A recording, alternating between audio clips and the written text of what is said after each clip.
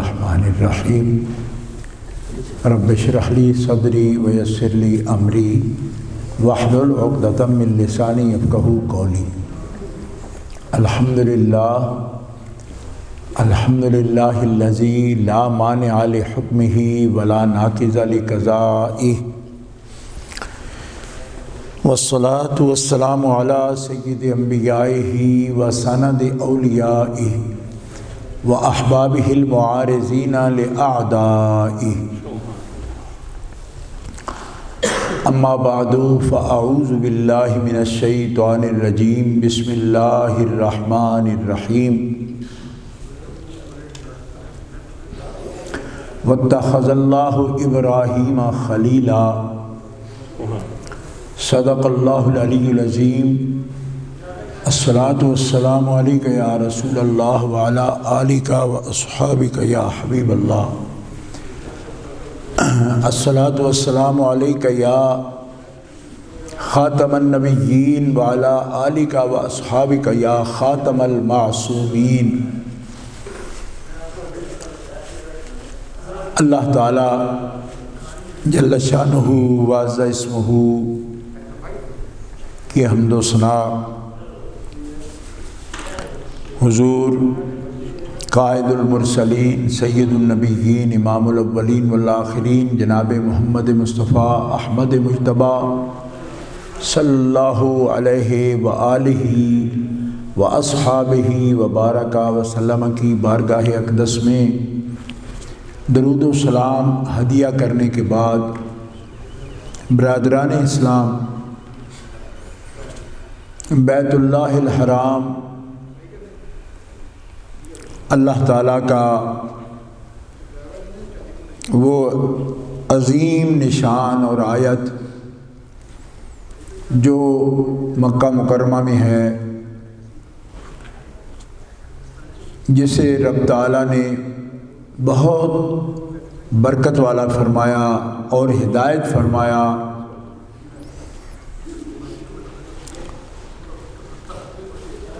مرکز ہے اور نشان ہے۔ اللہ تعالیٰ جل شانہ وعز اسمہ نے اس گھر کی حاضری ہر مسلمان صاحب توفیق زاد راہ جس کے پاس موجود ہو، سفر خرچ ہو، دنیا کے کسی خطے میں رہتے ہو، زندگی میں ایک مرتبہ اس گھر کی حاضری ہر صاحب توفیق صاحب استطاعت مسلمان پر اللہ نے فرض فرمائی۔ اسی سے اس گھر کی عظمت کا اندازہ آپ لگا سکتے ہیں۔ اللہ تعالیٰ جل شانہ وعز اسمہ تمام موحدین جو اللہ تعالیٰ جل شانہ وعز اسمہ کی توحید اور اس کی الوہیت کے قائل ہیں، ان کا اجتماع اور ان کا اکٹھے ہونا اور تفرقہ سے بچنا، یہ اللہ تعالیٰ جل شانہ کی چاہت ہے، اللہ تعالیٰ کی اس سے محبت ہے۔ اللہ تعالیٰ فساد کو پسند نہیں کرتا، اور قرآن پاک میں متعدد آیات ہیں جس میں رب تعالیٰ فرماتا ہے کہ لا يحب المفسدین، اللہ تعالیٰ نہ فساد پسند کرتا ہے نہ فسادیوں کو پسند کرتا ہے، اور لا تفرقوا فرمایا کہ منتشر نہ ہو جاؤ، بکھر نہ جاؤ، بلکہ وَاعْتَصِمُوا بِحَبْلِ اللَّهِ جَمِيعًا، سارے اکٹھے رہو اور حبل اللہ کو تھامے رہو۔ حبل اللہ مطلب یہ ہے کہ اللہ تعالیٰ جل شانہ وعز اسمہ کی طرف سے ایک لڑی میں حبل کا معنی رسی ہے، اور بٹی ہوئی رسی، یعنی بٹی ہوئی کے مطلب تفریق والی نہیں، جس میں کئی لائنیں ہوتی ہیں اور چھوٹی چھوٹی رسیوں سے اس کو اکٹھا کر کے مضبوط بنایا جاتا ہے۔ حبل، مفسرین کرام فرماتے ہیں کہ دنیا میں اللہ کا قرآن حبل اللہ ہے، اور بیت اللہ الحرام بھی حبل اللہ ہے، اور محمد رسول اللہ آخری نبی، خدا کے رسول، اللہ کے نمائندہ آخری، اس کی مخلوق کی طرف جامع ہدایت کے ساتھ آپ بھی حبل اللہ ہیں۔ اور حضرت شاہ ولی اللہ رحمۃ اللہ علیہ حجت اللہ البالغہ میں وضاحت فرماتے ہیں اس بات کی کہ یوں تو ارکان اسلام سب حبل اللہ ہیں، لیکن ان سب میں جو ان سارے ارکان اسلام کی معرفت دیتا ہے، تعلیم دیتا ہے، وہ حبل اللہ جناب محمد رسول اللہ ہیں، جو کعبے کی حرمت کو بھی ظاہر کرتے ہیں اور قرآن کے احکام کو بھی ظاہر فرماتے ہیں۔ تو یہ اللہ کے وہ راستے ہیں کہ جن کو تھامنے کا اور جن سے متمسک رہنے کا، جن سے تعلق رکھنے کا اللہ تعالیٰ نے حکم فرمایا۔ سال میں ایک مرتبہ یہ عبادت ہے، اور اس میں ذو الحج شریف کا مہینہ، تو اسی کی مناسبت سے چونکہ حج کا موسم ہوتا ہے، موسم اس واسطے کہ مہینہ متعین ہے نا، تو یہی مہینہ ہوگا ذو الحج شریف کا۔ اب ذی قعدہ جب آخری کی طرف بڑھ رہا ہے تو حج کے دن قریب آ رہے ہیں۔ پوری دنیا میں جو خادمان دین ہیں، قرآن پاک کے طالب علم ہیں، وہ ان دنوں میں یہی خطاب کرتے ہیں۔ کیوں؟ اس واسطے کہ ایک بڑی اہم عبادت ہے، متوجہ ہو گئی نا، اس کا وقت آ گیا۔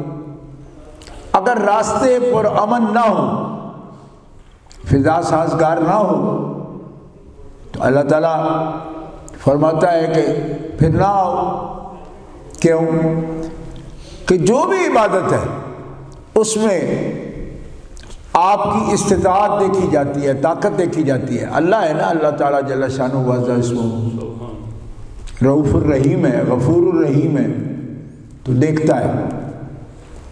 جب فرض کیا حج تو کیا کہا؟ من استطاع الیہ سبیلا، راستے کا خرچ جس کا پاس ہے نا اس پر فرض ہے، خرچ نہیں ہے تو فرض نہیں ہے۔ خرچ کون دیتا ہے؟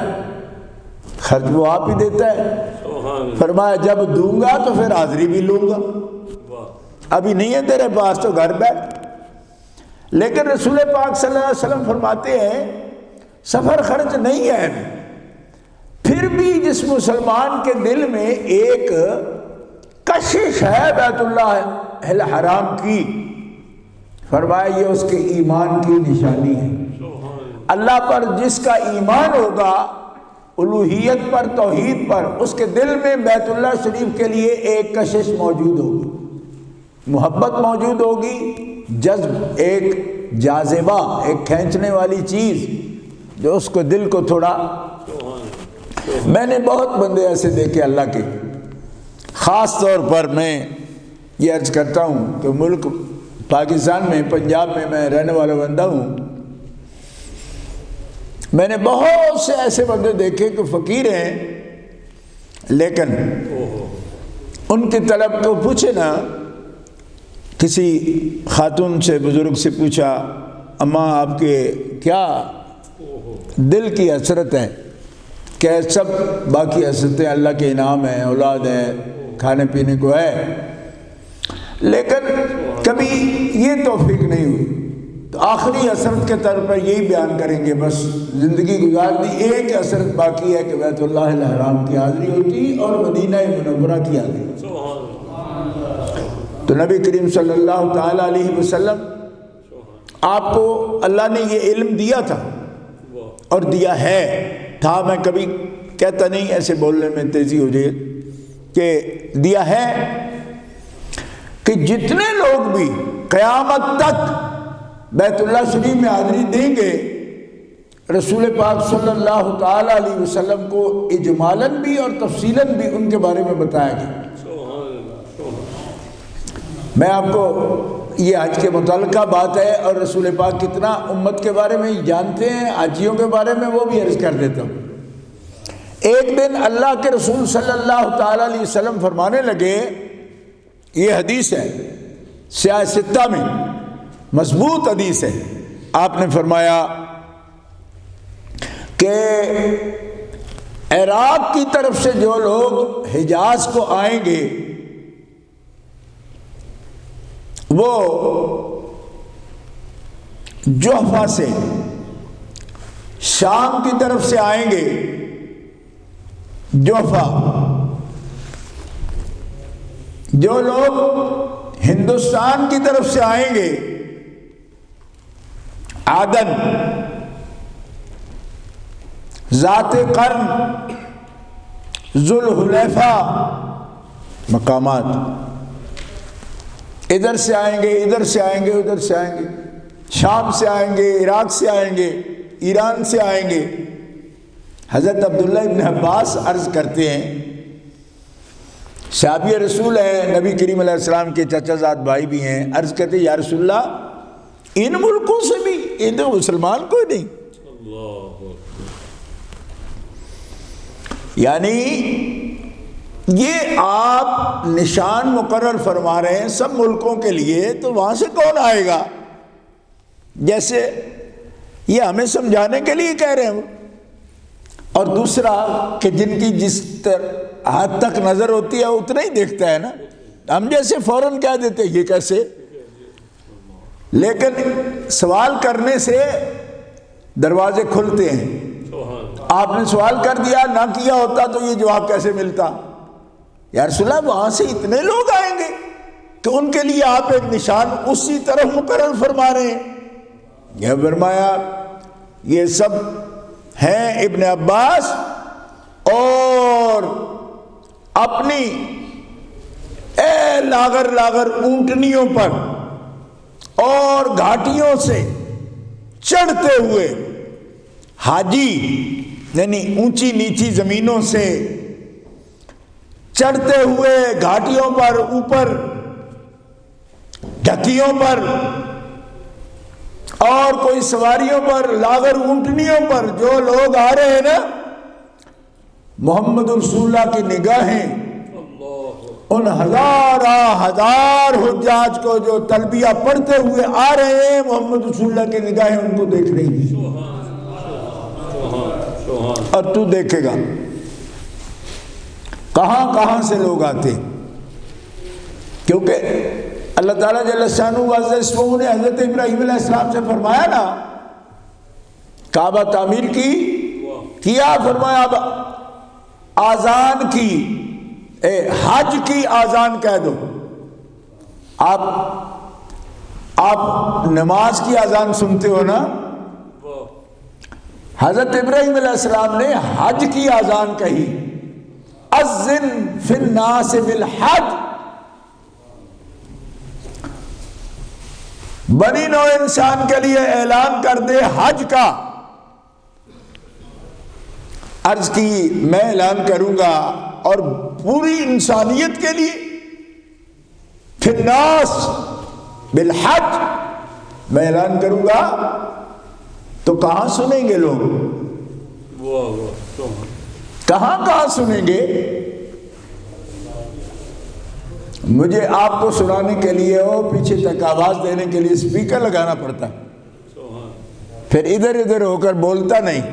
میری تو عادت ہے بول جاتا ہوں، بعض لوگ بالکل یہاں رکھ کے کرتے ہیں۔ کیوں کہ مجھے پتا ہے کہ اگر ادھر بالکل ایسے نہیں کریں گے تو پھر بھی آواز کیچ نہیں کریں گے، وہاں کیسے؟ اب دیکھنا ذرا ذریعہ، اذن فی الناس بالحج۔ آپ یہ چوٹی پر چڑھ کے تو اذان حج کے لیے کہہ رہے ہیں، حج کی اذان.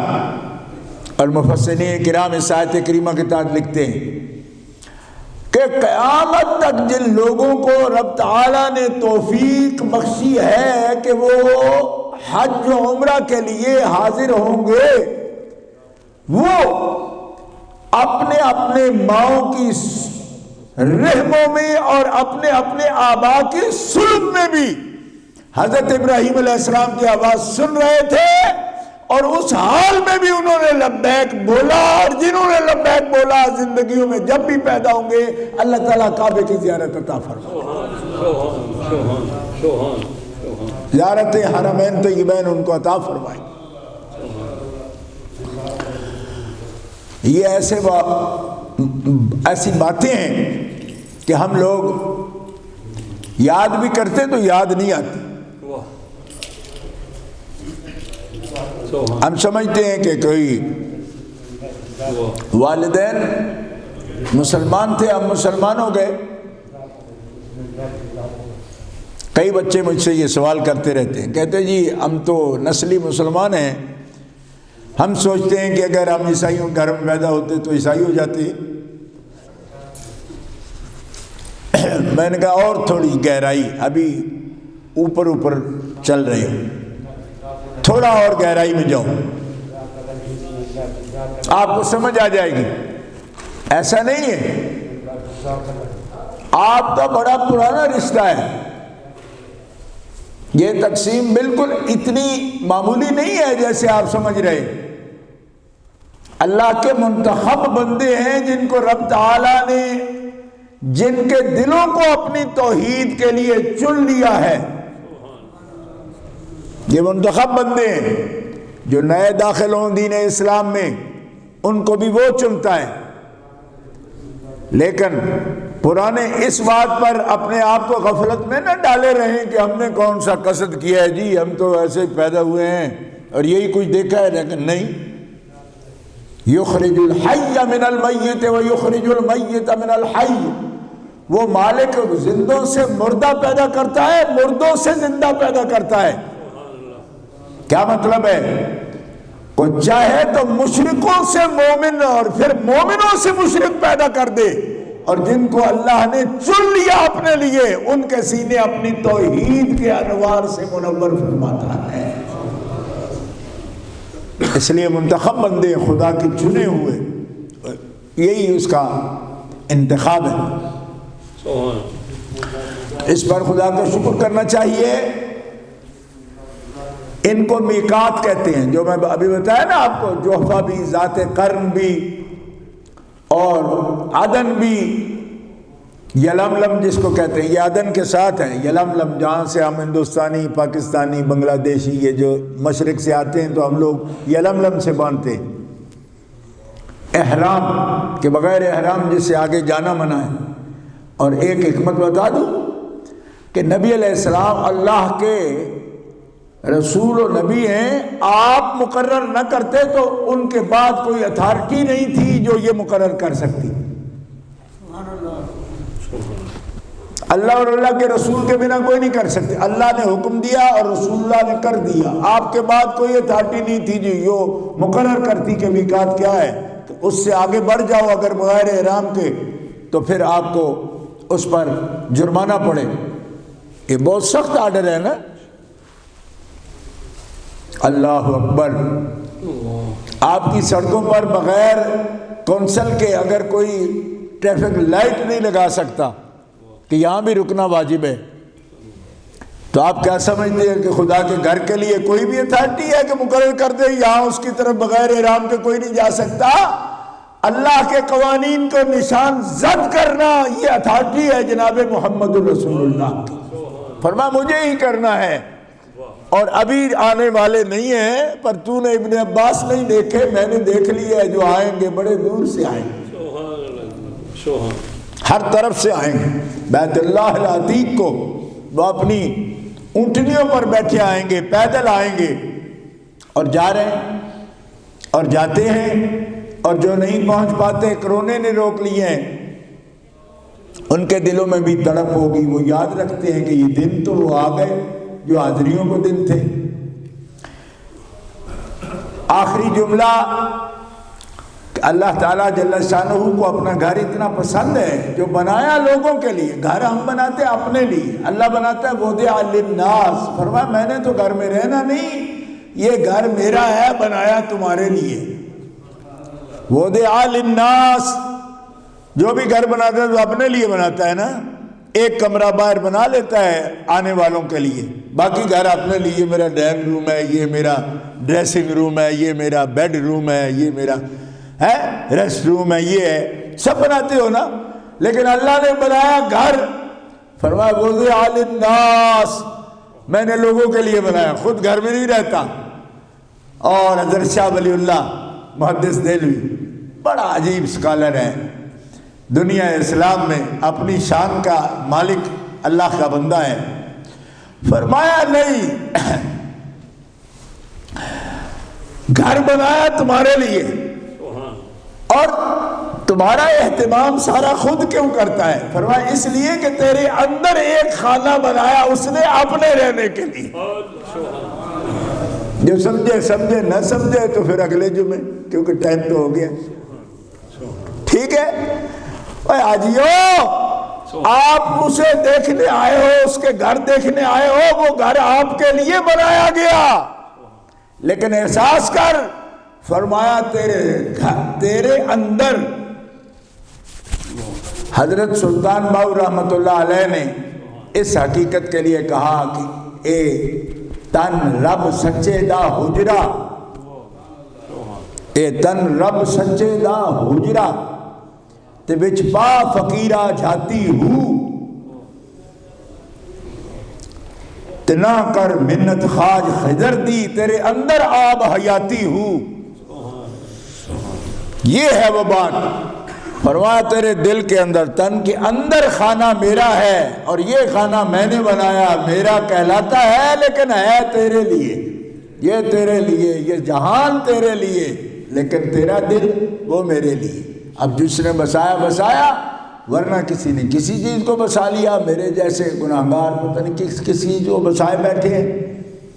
تو آئیے، یہ محبت الہیہ کا پیغام ہے، اس گھر سے محبت کا پیغام ہے. اور آخری جملہ یہ کہ جس نے یہ بسایا اس کو بھی خلیل کہا. کیوں کہ تعلق نہ ہوتا تو کیسے؟ فرمایا واتخذ اللہ ابراہیم خلیلا، اللہ نے ابراہیم علیہ السلام کو، اللہ جل شانہ نے اپنے حبیب حضرت خلیل کو، ابراہیم کو خلیل بنایا، اپنا دوست بنایا.